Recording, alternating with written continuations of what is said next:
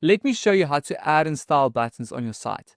Buttons are visual call to action elements that guide visitors to important places on your site, such as a contact page, a services page, or even a landing page. To get started, make your way to Appearance and click Editor.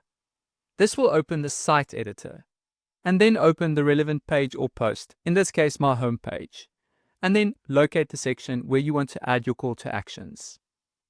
To add a button, click the plus icon top left and search for buttons, or in this case we are going to use the shortcut and type /buttons and then insert the block, followed by adding the text, something like learn more, or in this case explore tours.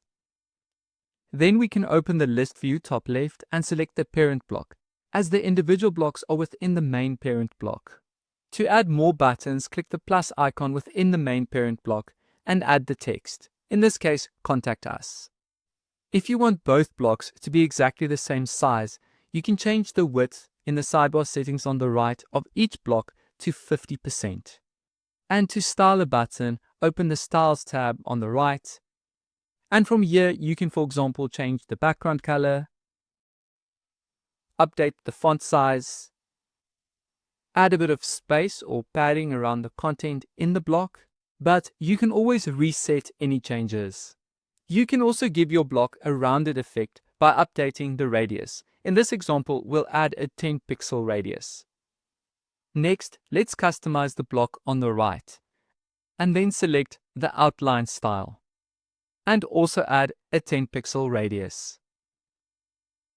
The last step is to link your buttons. So when you are ready, select each individual button, click on the link icon in your block toolbar, and then add the relevant link. In this case, we are going to link it to pages on our site. So I will search for my tours page and then submit. And for the Contact Us button, we will link it to the contact page. And did you know when you select the main parent block and go to settings, you can change the orientation of the buttons to vertical, and then they will stack on top of each other. And when you are done, save your changes. And now my call to actions are completed. With just a few adjustments, you can create clean and effective buttons that guide visitors through your site.